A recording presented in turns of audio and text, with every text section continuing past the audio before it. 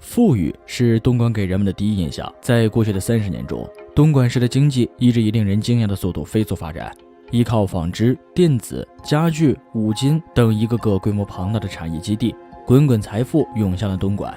当年东莞 GDP 高达3710亿元，在中国所有城市中排名第13位，而当地平均每位户籍人口仅仅放在银行里的闲置存款就多达30万元。但与富裕一样出名的还有这座城市的色情服务业。来自内地和港澳台地区，还有从欧美到非洲国家的无数淘金者，在东莞开设工厂采购商品的同时，也顺道消费了当地空前发达的娱乐服务。10万小姐赴岭南，100万嫖客下东莞，这个流传甚广的段子正成为东莞市在民间的另一种印象，都让人忘了东莞曾经是一个世界工厂。那么从世界工厂到桃色之都，这么多年来东莞到底经历了什么，又是如何走向没落的呢？本期内容猫爷就将为各位老司机揭晓答案。大家好，欢迎来到猫眼观察室，在这里猫爷收集的天下最新的奇闻趣事，带您进入闻所未闻的奇异世界。点赞订阅加小铃铛，精彩内容不容错过。1997年是一个转折点，由于亚洲金融危机的影响，台湾、日本、韩国等地的制造业都陷入了低迷，而东莞大批廉价的劳动力和厂房低廉的租金吸引了这些外资的目光。一时之间，杜邦、索尼、诺基亚、飞利浦等国际大企业纷纷入驻东莞。到90年代末，东莞便成为了世界最大的电子制造业基地之一。当时有句俗语叫东莞堵车，世界缺货，意思是如果东莞到深圳的高速公路堵车，全球将会有70%的电脑产品断货。东莞世界工厂的名号也由此而来。在各地资本纷纷涌入东莞之后，那些房地产商们纷纷开始建造酒店，于是一座座星级酒店拔地而起，其数量仅次于北京、上海。只是发达的酒店业却孕育了一个异样的果实——风俗业。东莞不仅临近发达地区，自己本身又不是重点的一线城市，这样的情况就导致了东莞不但拥有客源，且享受了相对宽松的政治关注。尤其是东莞数百万的外来务工人员常年的性压抑，更是直接催生了特殊服务的大量消费需求。至于消费的主体，自然就是男同胞了。用猫爷的话来说，毕竟男人只用下半身思考，这句话可不是空穴来风的。而同样因为金融危机带来的工厂倒闭影响，使得大量人员失业，不少女性迫于生活压力，不得不跑到东莞开始从事特殊服务。还有一部分年轻女性则是不愿意从事工厂的辛苦工作，也逐渐开始投身到相对轻松又来钱快的服务业，兼职厂妹便由此而来。天时地利人和，在这些条件的促使下，桃色之都便应运而生。通常一个行业站起来了之后，就会有无数个效仿者随之崛起，这时候该怎么办？拼服务。来往于此地的港商和台商往往更注重个人生活品质，一般的服务根本入不了他们的眼。于是那些拥有特殊服务业的酒店便前往日本、泰国等地学习经验，将那些国家特殊业务的精华融合起来，形成了东莞特有的服务项目。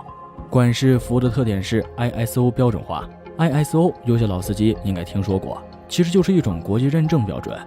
曾有民间玩笑说，莞式服务已经通过了 ISO 认证。玩笑归玩笑，究其原因，就是因为在东莞的风俗场所清洁和消毒措施做得特别到位，导致去东莞消费的老司机觉得很有安全感。至于服务项目，那就花样太多了，简直就像满汉全席一样让人震惊。猫爷随便举几个我知道的例子，像什么电光独龙钻、冰火两重天、空中大转盘，只有你不敢想的，就没有小姐姐做不到的。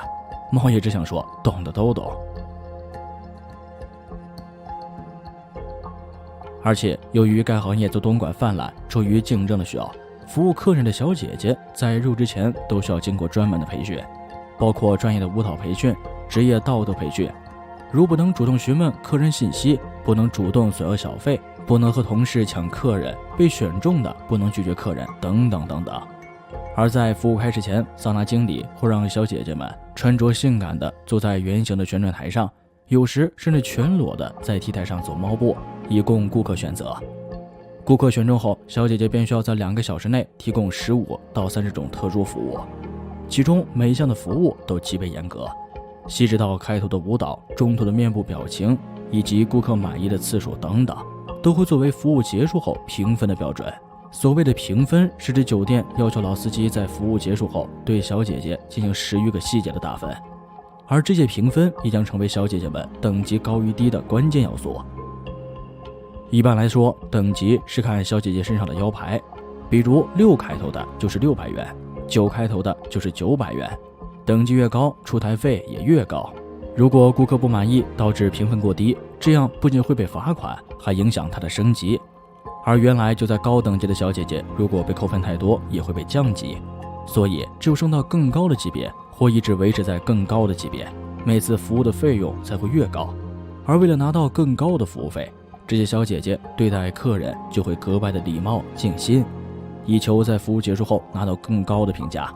而发达的特殊服务也催生了一整条结构完整、错综复杂的利益链，比如给小姐姐们提供化妆、美甲、美发、服饰、首饰以及特殊用品的商业配套体系，给顾客提供出行及导向作用的交通行业，刚性需求的餐饮行业，以及介绍特殊服务的短信服务业，都依赖于该行业生存。在2014年前，每当夜晚来临的时候，东莞的街头就会出现 ABS 的现象。这里的 ABS 指的是车牌，广州是粤 A， 深圳是粤 B， 东莞本地则是 S。 猫爷可以毫不夸张地说，当时东莞的服务行业已经形成了产业化、规模化、阶梯化的经营，吸引着全国各地的男性争先恐后的前来一睹尊荣。然而临渊旅兵终不长久。2014年2月9日，央视播出了数十分钟的专题节目，内容是记者在东莞隐蔽拍摄的10多家娱乐场所风俗服务的画面，其中的裸舞选秀、T台选妃震撼了全中国，一时间东莞黄流席卷大江南北。随即广东省在东莞等地迅速展开了大规模的扫黄行动，特别整治开始仅3天就调查的风月场所187家，大批酒店和会所暂停营业，特殊服务业从此一蹶不振。当然，猫也不是说它消失了，只是更加隐蔽了。包括现在这种形式的服务也并没有杜绝。当有新的女孩子下海兼职后，这些公关就会发消息给各个老板说新茶到货，欢迎品鉴。现在如果直接再去找有这种服务的门店，在东莞来说已经是非常难了，但也并不会找不到，只是非常隐秘。他们有一个行业保护的办法，比如说同一个酒店，它可能走不同的电梯，而且有些服务楼层的电梯是需要刷卡才能进入的，所以外人根本不知道里面正在上演着什么戏码。而且基本上酒店都会有后门，万一出事儿，前台会立刻通知相关人员，就会有专人安排客人和小姐姐从后门逃掉。其实风俗服务行业从古至今已经存在太多年了，想要彻底根除也是不太实际的。而且中国每个城市都有在扫黄，力度也都很大，只是当年把东莞当成了一个典型。对于东莞这座城市，只能说这是一个还没有被人完全认识的城市，它还有无数的细节等待被挖掘。好了，今天的节目到这里就结束了。各位老司机有没有亲自体验过管事服务呢？欢迎在视频下方留言告诉猫爷，您的点赞订阅是对猫爷最大的支持。那我们下期节目不见不散。